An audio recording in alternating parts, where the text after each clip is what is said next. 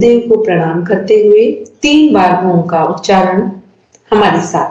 15 जनवरी के बाद होगा।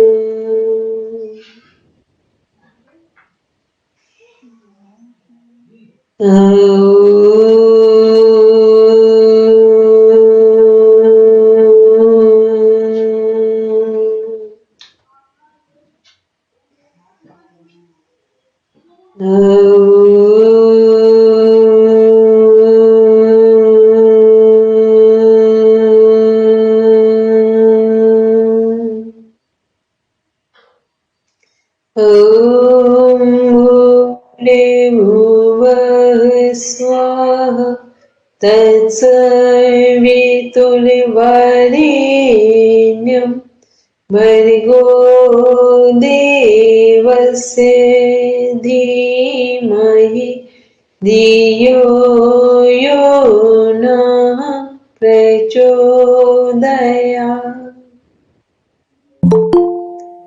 सभी लोग आंखें बंद रखेंगे, मन ही मन संकल्प को दोहराएंगे। हम आजीवन यम और नियम का पालन करेंगे, पूरे विश्व में योग की पताका फहराएंगे। हमारे संकल्प दृढ़ता और निर्भयता से भरे हुए हैं, जिनके माध्यम से सकारात्मक दिशा में सब कुछ किया जाना संभव है। इन्हीं भावों के साथ दोनों हथेलियों को आपस में रब करते हुए धीरे से अपनी आंखों पर रखेंगे। कोमलता के साथ अपनी आंखें खोलेंगे।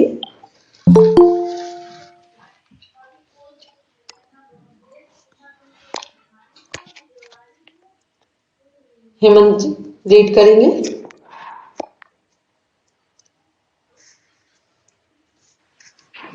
जितना बचा है उसको कंप्लीट कर देंगे, बस फिर एक बार समझा देते सभी चीजों को। अंतःस्रावी अंग पीयूष ग्रंथि, थायराइड ग्रंथि, थाइमस ग्रंथि, अग्नाशय, अधिवक्र ग्रंथि एवं जनन ग्रंथियां। अंतःस्रावी तंत्र छोटे अंगों की एक एकीकृत प्रणाली है जिससे बाह्य कोशिकीय संकेतन अणुओं हार्मोन का स्राव होता है। अंतःस्रावी तंत्र शरीर के उपाचय, विकास, यौवन, ऊतक क्रियाएं और चित्त मूड के लिए उत्तरदायी हैं। समझा जाता था, किंतु अब ज्ञात हुआ है कि ये एक दूसरे से संबंध है और पीयूषिका ग्रंथि तथा मस्तिष्क का मेलेमस भाग उसका संबंध स्थापित करते हैं। अतः मस्तिष्क ही अंतःस्रावी तंत्र का केंद्र।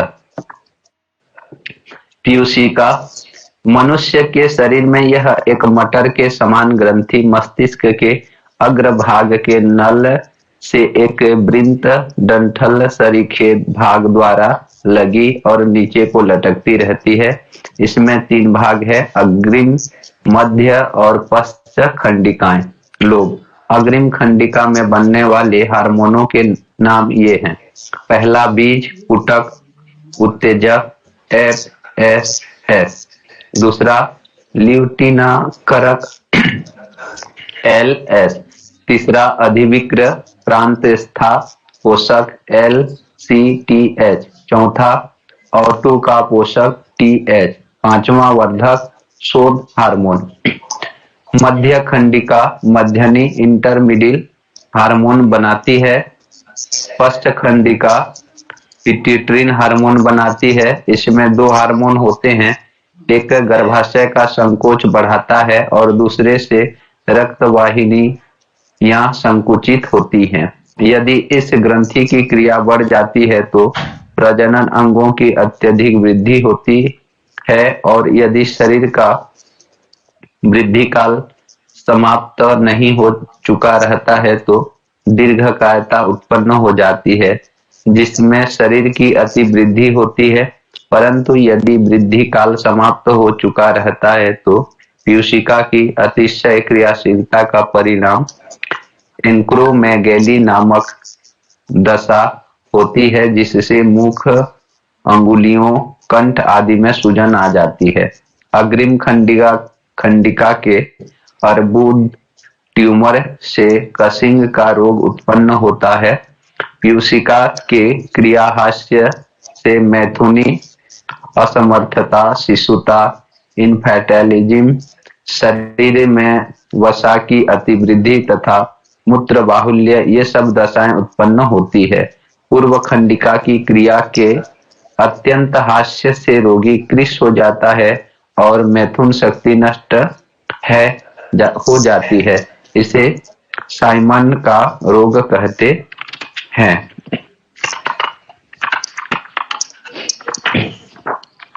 अवटु थायराइड मानव शरीर में पाई जाने वाली सबसे बड़ी अंतःस्रावी ग्रंथियों में से एक है।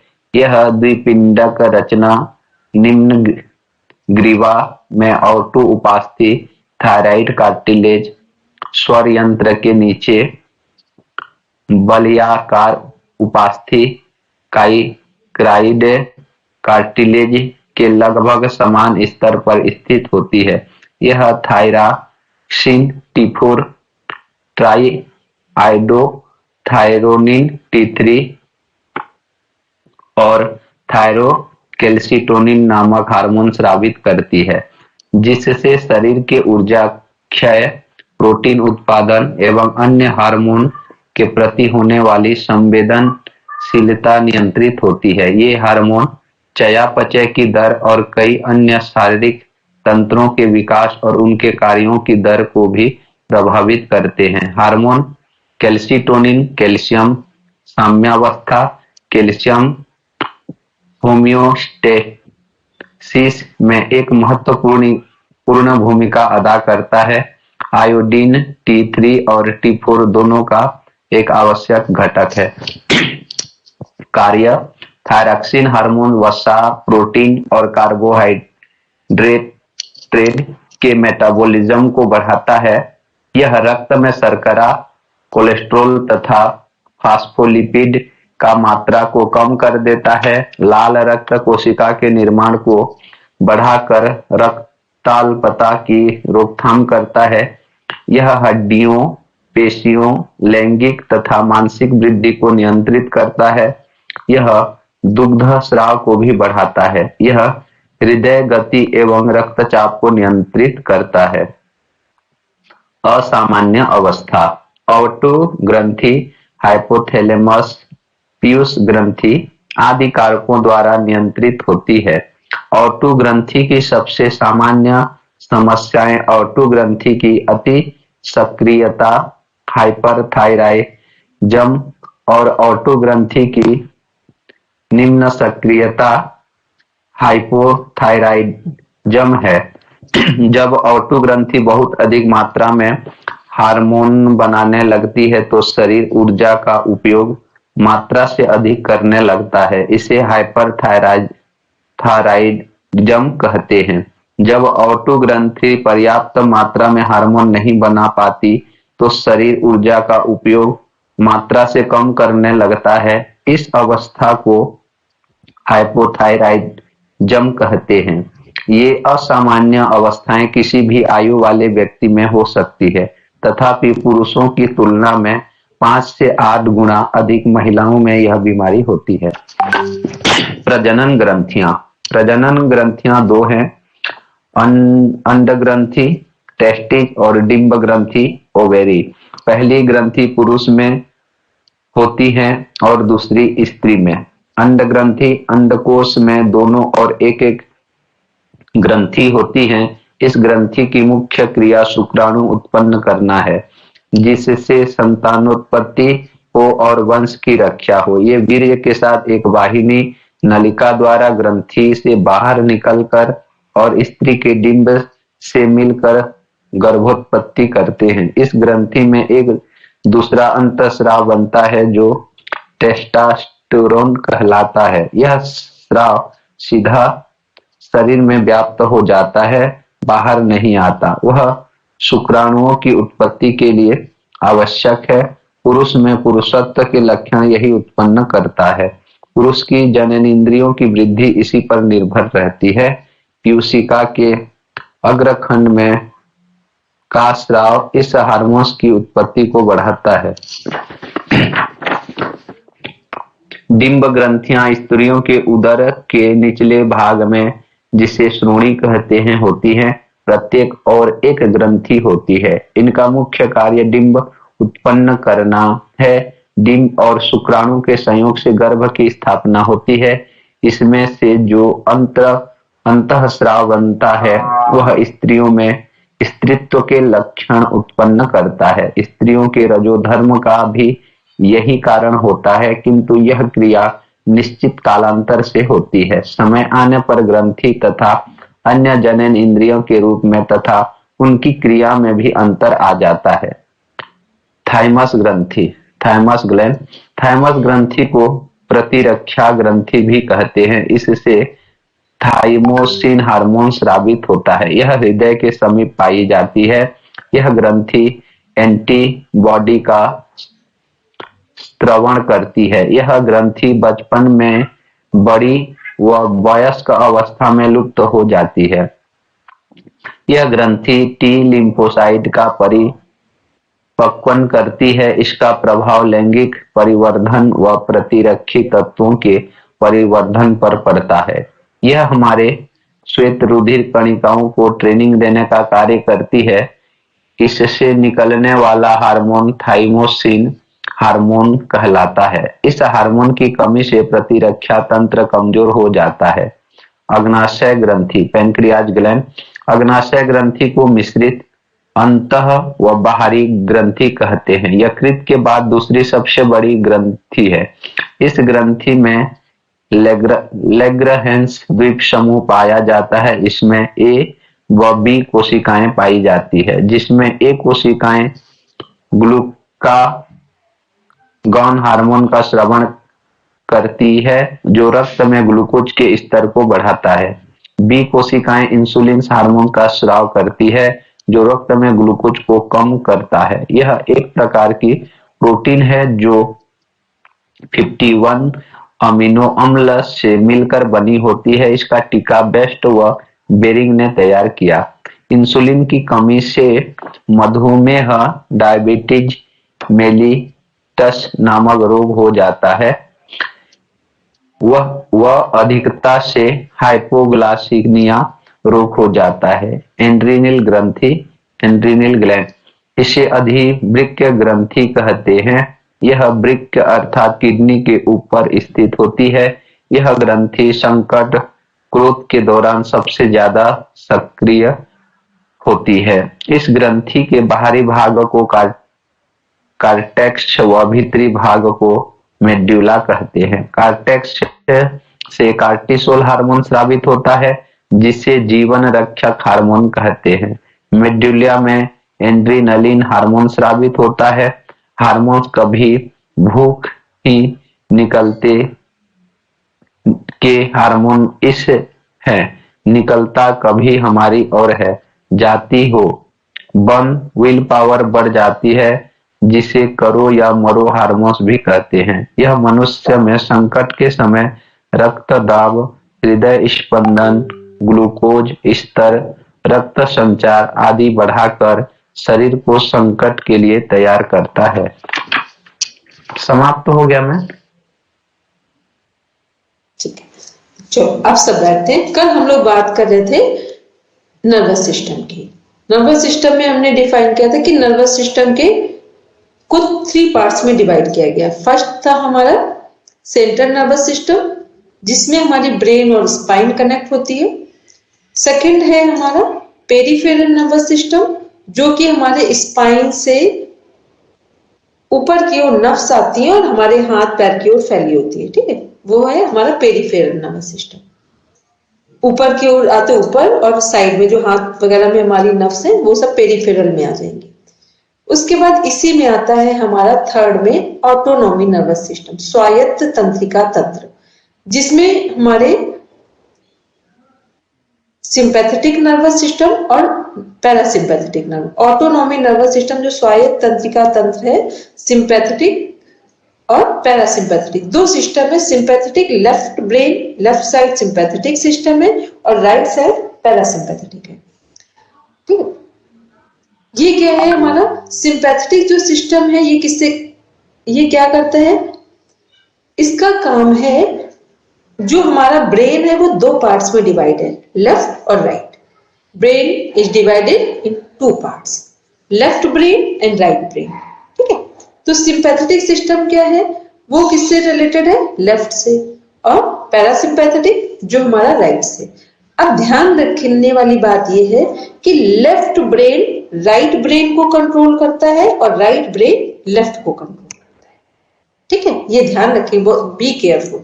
लेफ्ट ब्रेन कंट्रोल किसको करता है, राइट ब्रेन को, और राइट ब्रेन कंट्रोल करता है लेफ्ट ब्रेन को। तो ये किसके अंदर आता है, ऑटोनॉमी नर्वस सिस्टम के अंदर, स्वायत्त तंत्रिका तंत्र के अंदर था हमारा सिंपैथेटिक और पैरासिम्पैथेटिक। ठीक है, तो ये हमारे ये नर्वस सिस्टम जो थ्री पार्ट्स में है। तो यदि आपसे पूछा जाए कि सेंट्रल नर्वस सिस्टम में बेसिक ऑर्गन कौन कौन से, ब्रेन और स्पाइन। पेरिफेरल में केवल हमारी नर्व्स हैं जो हमारे सभी अंगों में फैली हुई है। फिर ऑटोनॉमी नर्वस सिस्टम जिसमें सिंपैथेटिक और पैरासिम्पैथेटिक हमारा दो पार्ट में ऑटोनॉमी नर्वस सिस्टम डिवाइड है। और ये क्या है, अगर हिंदी में बोलेंगे या ब्रेन से कनेक्ट करें तो सिंपैथेटिक लेफ्ट ब्रेन और पैरासिम्पैथेटिक राइट ब्रेन। ठीक है, बस इतना ध्यान रखना है। अब देखते हैं, इसी में नीचे हमने पढ़ा था सेंस ऑर्गन 5 थे। तो 5 जो हमारे सेंस ऑर्गन है वो क्या क्या थे हमारे, आईज, नोज, टंग, ईयर और स्किन। आंख, नाक, कान, जीभ और त्वचा, ये 5 क्या है, 5 सेंस ऑर्गन है। ये क्या है, ये ज्ञानेंद्रिय है, सेंस ऑर्गन है। इन्हीं के माध्यम से हम कुछ भी महसूस करते हैं, देख पाते हैं, सुन पाते हैं, स्वाद ले पाते हैं, खाते हैं। कुछ भी काम है, जिस भी काम का, कान से सुनने का अनुभव प्राप्त करते हैं, आंख से देखने का, नाक से सूंघने का, जीभ से खाने का, और त्वचा से बाहर के टच, जो भी चीजें टच करके स्पर्श होती है, सर्दी लग रही है, ठंडी लग रही है, त्वचा से ही हमको पता चलता है। तो ये क्या है, ये 5 सेंस ऑर्गन है। लेकिन ये 5 सेंस ऑर्गन किसकी हेल्प से काम करते हैं, जब इनके साथ ब्रेन से माइंड की एनर्जी जुड़ती है। ठीक है, इसको कैसे समझ लें, कई बार हम किसी चीज को देखते हैं बहुत ध्यान से, पर देख हम कहीं और रहे होते हैं, आंखें खुली होती हैं, और जो सामने चीज है उसे नहीं देख रहे होते हैं। ठीक, ऐसे ही कई बार अच्छे से अच्छा भोजन खाते हैं और हमें स्वाद नहीं आता है। इसका मतलब जो हमारा माइंड है, ब्रेन की जो एनर्जी के रूप में माइंड है, वो वहां नहीं जुड़ा है। जब तक आपका मन जिस ऑर्गन के साथ नहीं जुड़ता है या जिस सेंस ऑर्गन के साथ नहीं जुड़ता है, आप उस चीज का एक्सपीरियंस गेन नहीं कर सकते।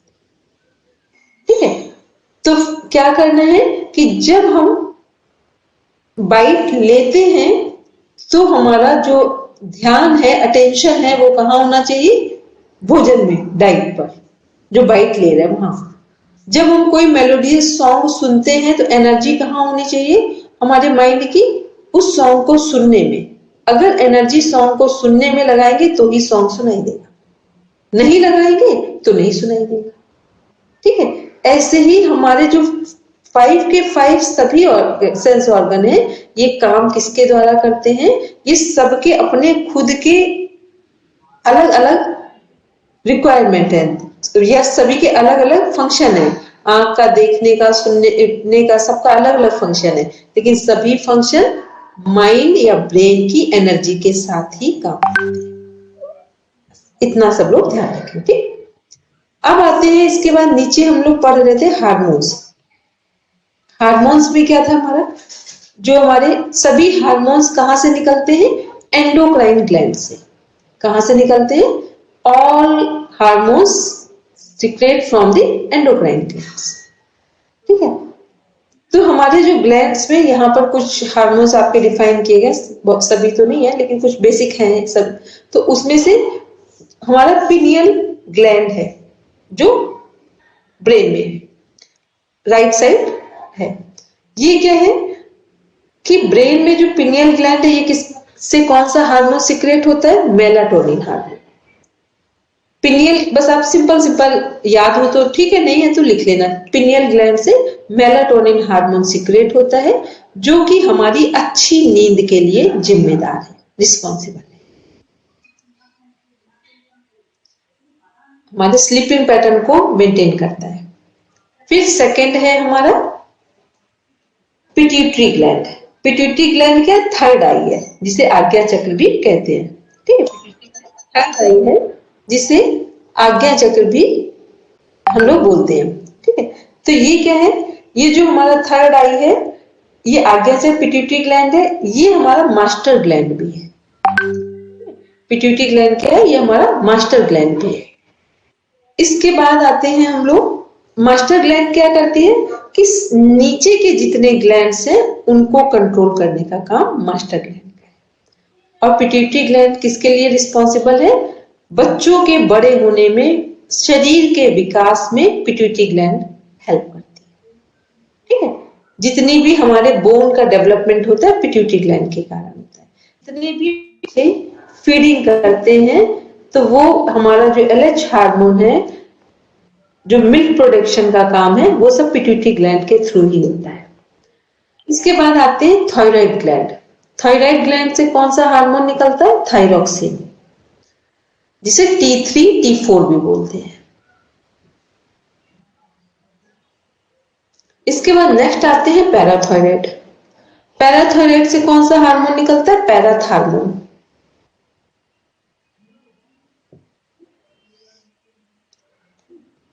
फिर आते हैं नेक्स्ट है थाइमस ग्लैंड, जो कि हमारे हार्ट के पास है और हमारे इम्यून सिस्टम जो है उसके अंदर ये ग्लैंड पाई जाती है। इसका काम क्या, इसमें कौन सा हार्मोन निकलता है, थाइमस ग्लैंड से थाइमोसिन हार्मोन निकलता है। वैसे ये सब चीजें हम आपको पहले ही करवा चुके हैं, हमने 3 से 4 दिन क्लास ली थी, तब हमने ये सब चीज समझाई थी। ठीक है, तो थाइमोसिन ग्लैंड किससे संबंधित है, हमारे इम्यूनिटी से संबंधित है, WBC से, व्हाइट ब्लड सेल से। इसके बाद है नेक्स्ट हमारा ग्लैंड है पेनक्रियास। पेनक्रियास से कौन सा हार्मोन निकलता है, इंसुलिन हार्मोन निकलता है। फिर नेक्स्ट है हमारा एड्रिनल, और इंसुलिन हार्मोन क्या है, भोजन को पचाने में सहायता करता है, और जब ये नहीं निकलता है तो हमारा पाचन तंत्र गड़बड़ होने लगता है, डिस्टर्ब हो जाता है। इसके बाद आते हैं नेक्स्ट, जो किडनी में हमारी 2 ग्लैंड है, उनका नाम है adrenal gland. Adrenal gland, adrenal gland से हार्मोन निकलता है कोर्टिसोल। ठीक, उसके भाग हैं हमारी एड्रिनल जो वो है किडनी, एक है उसका कॉर्टेक्स और बाहर अंदर वाला भाग है मेडुला। कॉर्टेक्स से कोर्टिसोल हार्मोन निकलता है, जो कि स्ट्रेस हार्मोन, दूसरे से ग्लूकागॉन, ऐसे कई हार्मोन दूसरे से निकलते हैं। तो अगर सिंपल वर्ड में आप याद रखेंगे, कोर्टिसोल हार्मोन कहां से निकलता है, किडनी या एड्रिनल ग्लैंड से। इसके बाद लास्ट आते हैं, इसको और दूसरी तरह से भी डिस्कस किया जाता है, ये बताया जाता है कि एड्रिनल से जो हार्मोन निकलता है उसे एड्रिनलिन हार्मोन भी कहा जाता है और कोर्टिसोल हार्मोन भी कहा जाता है। इसके बाद लास्ट आते हैं गोनाड ग्लैंड।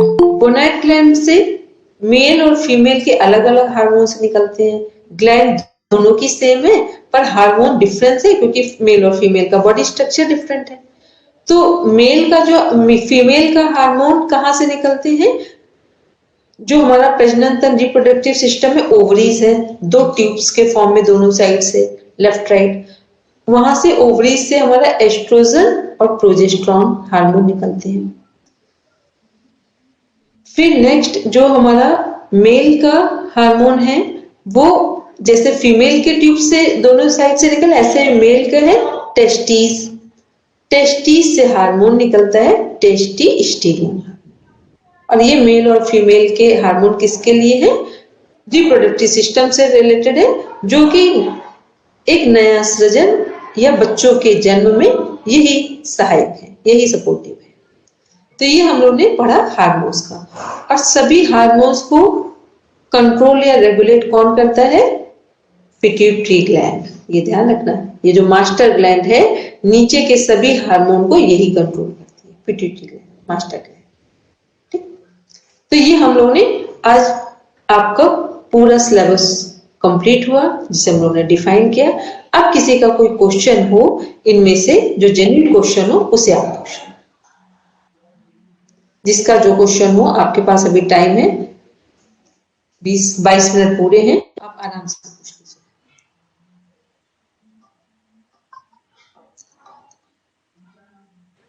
मैम जैसे लेडीज महिलाओं में जैसे थायराइड रहती है और थायराइड के कारण जैसे ब्रेस्ट में दर्द होता है उत्पन्न, तो उस किस कारण से होता है? देखो, जो हमारा फीमेल का जो थायराइड से ब्रेस्ट के पास जो पेन होता है, पहले समझ लें एक बहुत बेसिक बात कि फीमेल के रिप्रोडक्टिव सिस्टम में, प्रजनन तंत्र में यदि कोई समस्या होने वाली है तो उसका पहला सिम्टम थायराइड पर आता है, थायराइड ग्लैंड डिस्टर्ब होती है। ठीक, इसीलिए फीमेल के जितने भी चेकअप होते हैं उनमें फर्स्ट चेकअप में कोई भी चेकअप लिखा जाए उसमें थायराइड जरूर लिखा जाए। ठीक है, पहली चीज। दूसरा समझ लें कि जो हमारा रिप्रोडक्टिव सिस्टम कहां तक कनेक्ट है, हमारे जो हमारा ये ब्रेस्ट वाला जो पार्ट है ये रिप्रोडक्टिव सिस्टम का पार्ट है। तो रिप्रोडक्टिव सिस्टम में जो भी प्रॉब्लम हो रही है वो ऊपर तक आ रही है, और जो थायराइड ग्लैंड है वो रिप्रोडक्टिव सिस्टम, मतलब थायराइड ग्लैंड से जो हार्मोन निकल रहा है TSH3-4, ये प्रॉपर तरीके से सिक्रेट नहीं हो रहा है, जिसका प्रभाव रिप्रोडक्टिव सिस्टम में पड़ रहा है। रिप्रोडक्टिव सिस्टम का प्रभाव या तो ओवरीज पर पड़ता है, एंडोमेट्रियम वॉल पर पड़ता है, या इन्फेक्शन होता है, या फिर ब्रेस्ट में पेन होता है। ये सब चीजों का प्रभाव, ये ध्यान रखें, ये जिनके भी ये प्रॉब्लम हो रही है उनका रिप्रोडक्टिव सिस्टम से रिलेटेड ये प्रॉब्लम ऊपर जा रही है, और इसको सही समय पर रहते हुए चेकअप भी कराना हो करा ले। और इसकी कुछ आयुर्वेद में मेडिसिन है, और मोस्टली इसमें जो प्राणायाम है और तितली आसन है, प्राणायाम और तितली आसन, ये इस पे बहुत मतलब 50% वर्क कर जाता है। प्राणायाम, तितली आसन, अश्विनी मुद्रा, ये तीनों चीजें इस पर बहुत डीप में वर्क करती हैं। ठीक, अब हेमंत जी सब लोग हमको संडे को जितने लोग जुड़े हैं, बाकी आपके पास एक फ्लैग वो आएगा, क्या बोलते हैं, फ्लैक्स टाइप से बनेगा। अब हम उसको कब स्टार्ट करते हैं, पहले सोचे थे फर्स्ट को करेंगे। ये क्लास हम फीमेल पर करेंगे, फीमेल के डिसऑर्डर्स पर करेंगे। ठीक है, तो जिस आपके पास वो बैनर आएगा फ्लेक्स फॉर्म में, तो उसमें से सब लोग देख लेना, क्योंकि हम मॉर्निंग में ये क्लास लेंगे। आप सबके मोस्ट इंपॉर्टेंट क्लास है। ठीक है, कि फीमेल को अपने जो रिप्रोडक्टिव सिस्टम, ब्रेस्ट की प्रॉब्लम्स, जो ट्यूमर, कैंसर या पेन होता वो, और या फिर रिप्रोडक्टिव सिस्टम से रिलेटेड जितनी भी प्रॉब्लम्स हैं, इनर, आउटर, बिलो और ओवर, जो हमारे ऊपर वाले पार्ट में, अपर पार्ट की, और थायराइड ग्लैंड, ये सारी चीजें एक साथ कनेक्ट करेंगे। क्योंकि इसमें बहुत सारी ऐसी चीजें हैं जिनको यदि करना शुरू कर दे तो आप इन सब से बच जाएंगे। क्योंकि ये प्रॉब्लम फीमेल में हर 4 में से 1 फीमेल को ये प्रॉब्लम हो रही है। 4 में से 1 फीमेल रिप्रोडक्टिव सिस्टम, ब्रेस्ट या ओवरीज के सिस्ट, ट्यूमर, कैंसर से इस समय पीड़ित हो रही है, फेस कर रही है इस प्रॉब्लम। ठीक, जिसके कारण जो थायराइड है, आप देख लेना, ये 100% होता है। जिसका रिप्रोडक्टिव सिस्टम में प्रॉब्लम आ रही है उसका थायराइड गड़बड़ है, थायराइड वाला जो हार्मोन है वो डिस्टर्ब है, हाइपर है या हाइपो है, दोनों में से। ठीक है, तो इसकी हम क्लास लेंगे, क्योंकि ये एक इतना डीप वाला टॉपिक है जिस पर हम कुछ दिन इसकी क्लास हम रेगुलर लेंगे, और उसमें वो चीजें सिखानी है, हमको बतानी है कि कैसे अपने आप को ठीक किया जा सकता है। और या पहले से आप ऐसा करते हैं तो इस तरह की प्रॉब्लम को फेस नहीं करेंगे। ठीक, इसके बाद एक चीज बता दें, जो जिनके लिए हेमंत जी आपने पूछा है, जो अश्वगंधा होता है उसको गीला करके उस पार्ट पे लगा दीजिए, तो पेन तो इससे भी रिलीफ हो जाएगा। ठीक है जी मैम, अश्वगंधा का जो ताजा पत्ता या उसका पेड़ या चूर्ण क्या लगाना है? ताजा पत्ता हो तो पीस के लगा दीजिए, उससे तो बढ़िया कुछ नहीं, ना हो तो पाउडर से को भी लगा सकते हैं जी। पाउडर को भी लगा सकते हैं गीला करके। और जिसके भी ये प्रॉब्लम हो उनको बोलना 20 मिनट सुबह सुबह 20, 1 मिनट रुकेंगे, सुबह सुबह 20 मिनट अच्छे से सीधे बैठ के प्राणायाम करेंगे। पहले तितली आसन करना है, फिर अश्विनी मुद्रा करेंगे और फिर मन लगाकर 20 मिनट हमें प्राणायाम करना है। इतना करने के बाद सुबह क्या लेना है, जितने लोगों को इन चीजों से बचना हो, सुबह तुलसी को गर्म करके, तुलसी, हल्दी या अदरक, तीनों में से किसी को भी गर्म पानी लेना शुरू करें डालकर। ठीक, इतना करने से क्या होगा कि ये सब क्या है, कैंसर के या ट्यूमर के या सिस्ट के जो हमारे सेल बनने वाले होते हैं या बन रहे होते हैं, इनको मार देता है। ठीक है, इनको डेड कर देता है। क्योंकि ये कोई बड़ी बात नहीं, इसको बहुत जल्दी क्योर किया जा सकता है इसमें, लेकिन कुछ थेरेपीज हैं जो वो फिर हम फीमेल से ही शेयर करेंगे। तो हमने बोल दिया हम ये करवाएंगे, तो मैसेज आपके पास ही पहुंच जाएगा, या फिर हमको कहते हैं संडे को 4 बजे करीब सब लोग एक एक व्हाट्सएप मैसेज कर देना। तो जब हम ये क्लास लेंगे तो जिसके यहाँ इस कोई भी फीमेल हो, मदर, सिस्टर, वाइफ, कोई भी हो आपके परिचित का, उसको आप बोल देना कि इस क्लास को अटेंड कर लो। ठीक, आप सुष्मिता जी। मुझे थायराइड है और ये जो प्रॉब्लम सब बोल रहे हैं उसमें थोड़ा सा है। जी आपने मन से कुछ नहीं किया, हमने आपके फेस से जज किया है। ठीक है, आप प्रॉब्लम ओरिएंटेड हैं, सॉल्यूशन ओरिएंटेड नहीं है। पता है क्यों कह रहे हैं? थायराइड केवल 1 महीने में ठीक होता है, केवल 1 मंथ में। आपने अगर डाइट सही ली होती और 20 मिनट्स विदाउट एनी ब्रेकिंग आपने 1 मंथ आपने प्राणायाम किया होता, अनुलोम विलोम, नेवल ब्रीदिंग की होती, तो आप हमसे क्वेश्चन करती तो हम आपको बताते कि आंसर क्या होना चाहिए। लेकिन आपने ऑनेस्टी से बोली सुष्मिता जी, किया है कि नहीं किया 1 मंथ? एक दिन भी ब्रेक नहीं किया? करती हूँ, लेकिन रोज थोड़ा अलग प्राणायाम करती हूँ। तो क्यों किया अलग, ये बताओ। तो अलग किया तो फायदा हुआ, ये बताओ। अलग करने से फायदा हुआ कि नहीं हुआ? अगर आप वो करिए सुष्मिता जी, और सबको बोल रहे हैं जिससे आपको फायदा हो जाए, चाहे वो मेरी बात हो चाहे किसी की बात हो, अगर हमें कुछ करने से बेनिफिट ना मिले तो आप समझ लो उसे क्यों करना।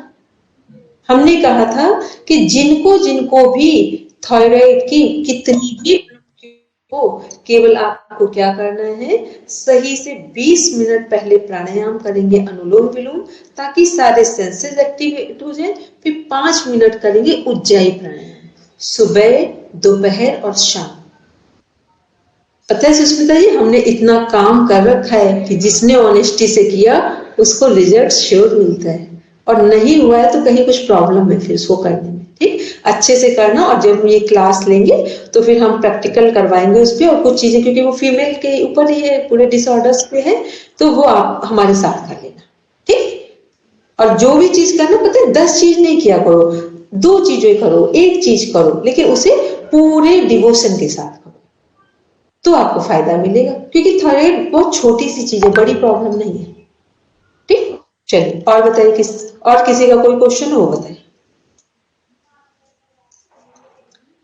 किसी का भी कोई क्वेश्चन हो, अभी क्लास से संबंधित कोई डिजीज ओरिएंटेड कोई भी आपको क्वेश्चन लग रहा हो, आपका अपना भी हो तो आप पूछ लीजिए, कोई डिजीज से रिलेटेड हो तो पूछ लीजिए। तो फिर किसी का नहीं है? मैम, जैसे मोटरसाइकिल में ज्यादा सफर करते हैं तो उसमें कमर में, बैक साइड में मेरा, क्योंकि 2017 से मोटरसाइकिलिंग बहुत ज्यादा होता है, लगभग 100 किलोमीटर लगभग डेली का, तो आसन आदि तो करता हूँ, लेकिन मतलब उसको करने से तो एकदम बहुत रिलीफ है, लेकिन जैसे फिर मोटरसाइकिल चलाने पर भी थोड़ा मोड़ा बढ़ जाता है, तो उसके लिए और कैसे दवाई आदि, फिर जैसे प्राणायाम भी तो करते हैं लेकिन उतना प्रॉपर नहीं हो पाता है, तो उसके लिए क्या करें कि थोड़ा सा आयुर्वेद आदि में या फिर आसन तो मरकट है जी। इसमें सुमन जी एक चीज करेंगे, सबसे पहली चीज, जब मोटरसाइकिल जब बैठते हैं ना, पोस्चर को अपने ठीक रखेंगे, थोड़ा सा शोल्डर ओपन और स्ट्रेट बैठेंगे, ठीक। थोड़ा सा जो झुकने वाला पार्ट है उसको थोड़ा सा नॉर्मल रखेंगे, क्योंकि थोड़ा तो झुकेंगे, बिल्कुल बिना झुके तो चल ही नहीं सकती है, लेकिन कोशिश करेंगे कि बैठेंगे सीधे, हाथों को झुकाने में लेंगे, ठीक।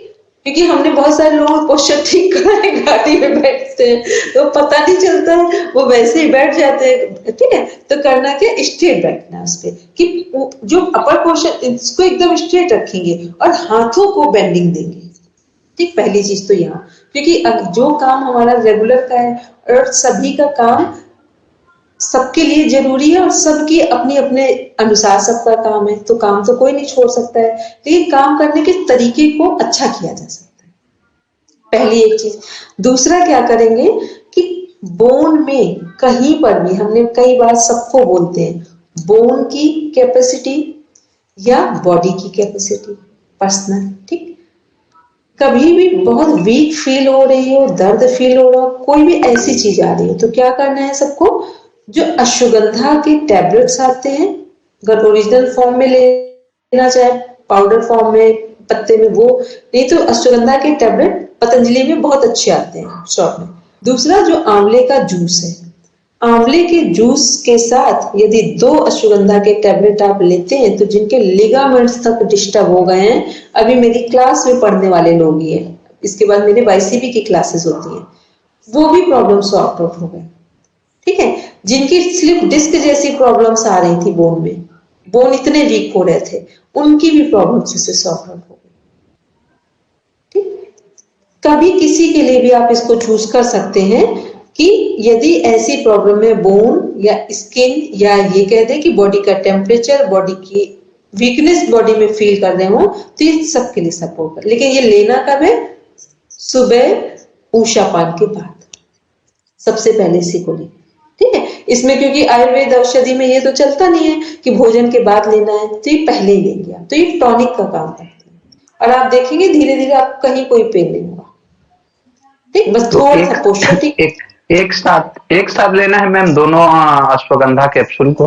एक साथ जो आंवले का जूस है, वो मान लो आपने लिया 20 से 25 ml आंवले का जूस लिया, और उसके बाद या 20 ml लिया, और उसी के साथ दोनों टैबलेट को ले लिया, ठीक है। और अगर अभी जैसे ठंड है तो क्या करना है, पानी लेंगे, पानी को थोड़ा सा गर्म करेंगे, आंवले में मिक्स कर देंगे जूस में, तो उसके जो टेम्परेचर है वो नॉर्मल कर लेंगे, बस। आप तो जिस ये दिन से उषा लेंगे ना, पान से मैम जी, उषा पान से माने शौच आदि से निवृत्त होने के बाद लेना है कि पहले लेना है? बात, क्योंकि ऊषा पान जो सबसे पहले पानी पीते हैं, वो हम लोग फ्रेश होने से पहले पी लेते हैं, फिर उसके बाद जब फ्रेश होने के बाद इसे लेंगे जी। ठीक। चलिए, सरोज जी कुछ पूछ रहे थे?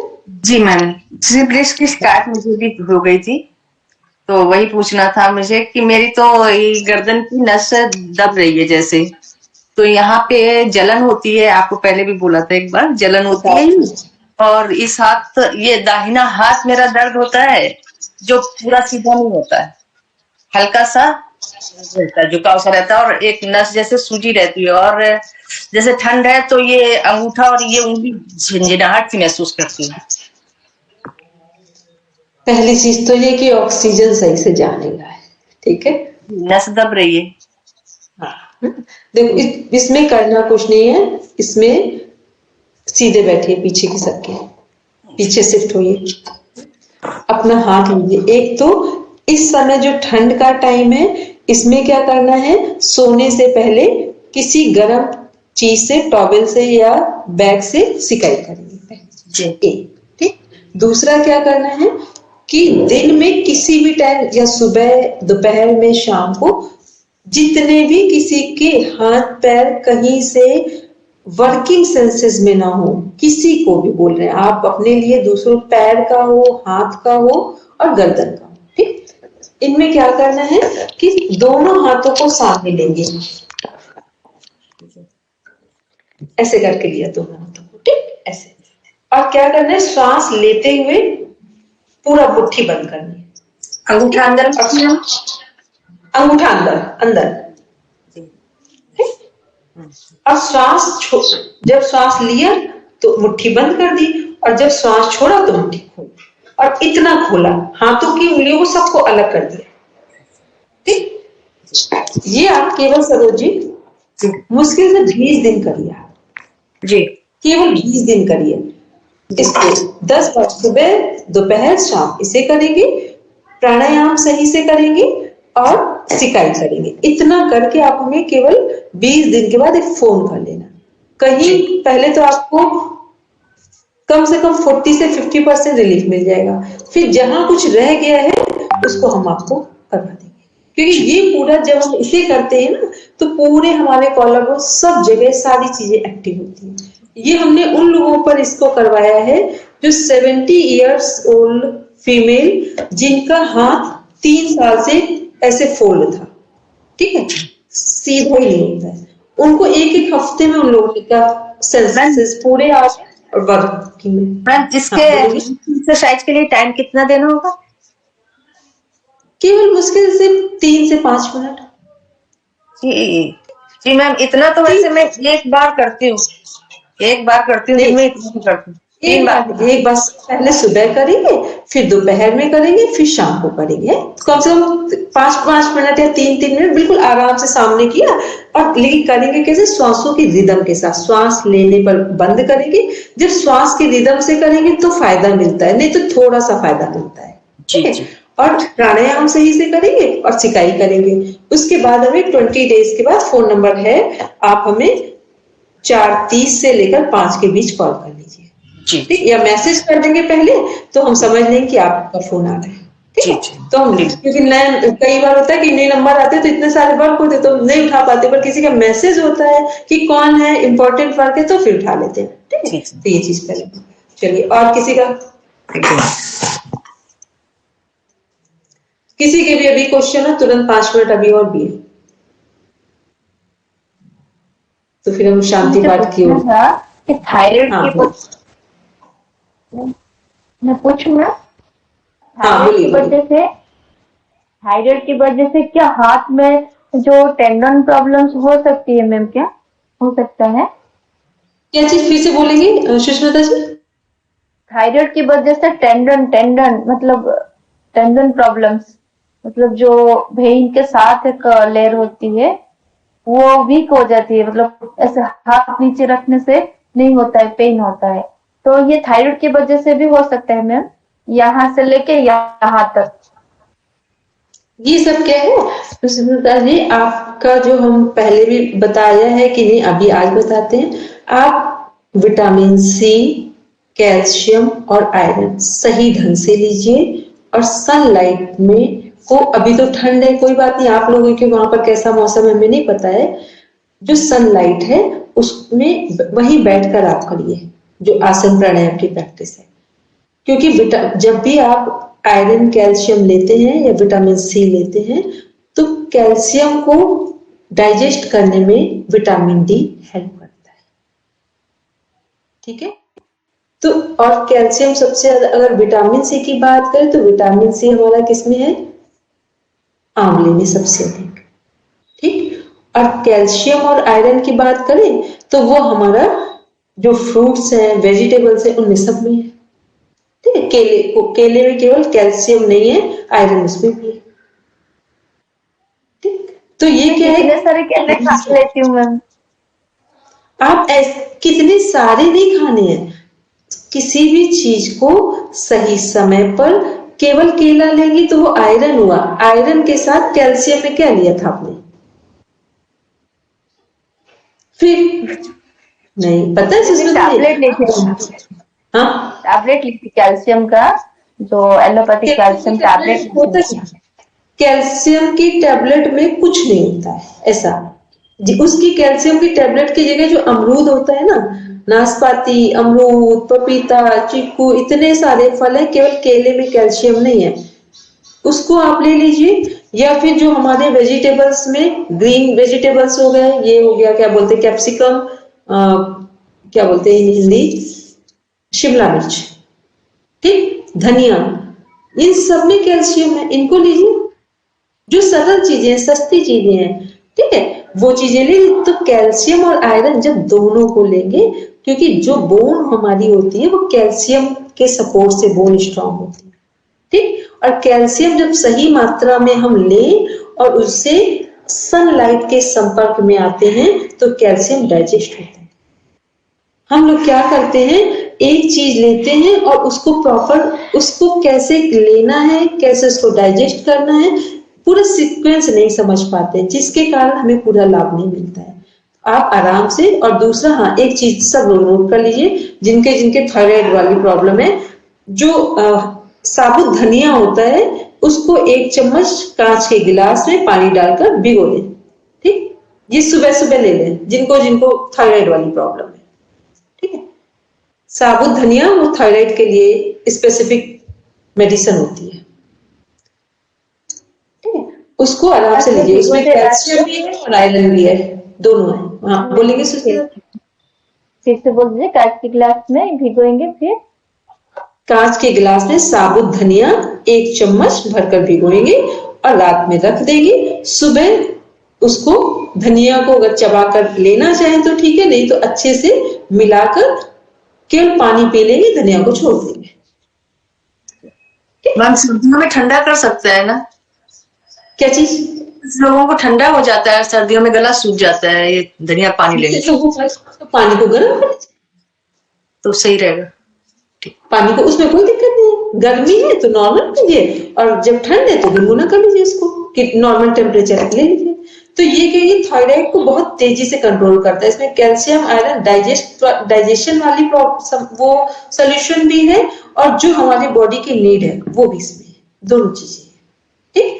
तो ये हमने लिया सुबह। और उसके बाद प्राणायाम करते समय क्या करना है, उज्जाई प्राणायाम, जिनको जिनको थायराइड है वो 5 मिनट सुबह, 5 मिनट दोपहर, 5 मिनट शाम को जरूर करें। नॉर्मल प्राणायाम जो कर रहे हैं वो, और उज्जाई प्राणायाम, बस इतना करिए। आपको इतना, ये सब कोई इतनी बड़ी प्रॉब्लम्स नहीं, बस रेगुलर मोड पे करना है, ठीक है। अब हम लोग शांति पाठ करेंगे, और जिसकी अभी कोई समस्या हो तो बता दीजिए, नहीं तो हमको नहीं लग रहा है तो हम लोग जब फीमेल डिसऑर्डर्स की जब हम क्लास लें तो कोशिश करना कि आप सब लोग जुड़ जाना, उसको या 30 दिन करीब लेंगे, 15 से 30 दिन, क्योंकि उसमें कुछ चीजें अपने ही हम ऑब्जर्वेशन में करवाएंगे उसको, ताकि हम उसको रिजल्ट ओरिएंटेड कराना चाह रहे हैं। ये नहीं कि बस हमने बस बता दिया, आपने कर लिया, फिर आपने कहा ये नहीं हुआ, वो नहीं हुआ, ऐसे नहीं। उसको हम करवा के, ताकि आप उसको रिपोर्ट पहले लेंगे और बाद में लेंगे, ठीक है। इस भी आप कराएंगे। कुछ कहना सुष्मिता जी? हाँ मैम, जो कल अर्जुन छाल बता रहे थे लेने के लिए, अगर किसी हाई बीपी लोग को बोले हम, तो कितने ग्राम ले डेली, और किस टाइम ले, खाली पेट या खाने के बाद? अर्जुन छाल हमने बोला था रात में पानी में भिगोएंगे, सुबह उसको बॉयल करेंगे, नॉर्मल पानी में उसे ले लेंगे छान का। कितने ग्राम मैम, कितने ग्राम लेंगे? अर्जुन छाल लेते हैं 5 से 10 ग्राम, 5 से 10 ग्राम, ठीक। चलिए, आप सब लोग बैठेंगे और मन लगा के पढ़ेंगे। सब एग्जाम आपके आने वाले हैं, ठीक है। शुभकामनाओं के साथ फिर नेक्स्ट मिलते हैं। चलिए, सब बैठते हैं। मैम, हमारे एग्जाम तो जुलाई में होगा बोल रहे थे। हाँ मैम, हम दोनों को बोले, पता नहीं, अभी तो मेरे पास न्यूज आई थी कि शायद आपके भी होंगे जनवरी में। नहीं, हम जुलाई में होंगे। एक से बोला अच्छा, एक और बैच आपका है, उनके एग्जाम की बात हुई हो, ये हो सकता है। अभी आज बात तो हुई थी मेरी, तो हो सकता है, तो ठीक है। फिर आपकी जब क्लासेस, फिर जनवरी में 15 जनवरी के बाद आपकी 15 जन के बाद क्लासेस शुरू होंगी। अब वो कब से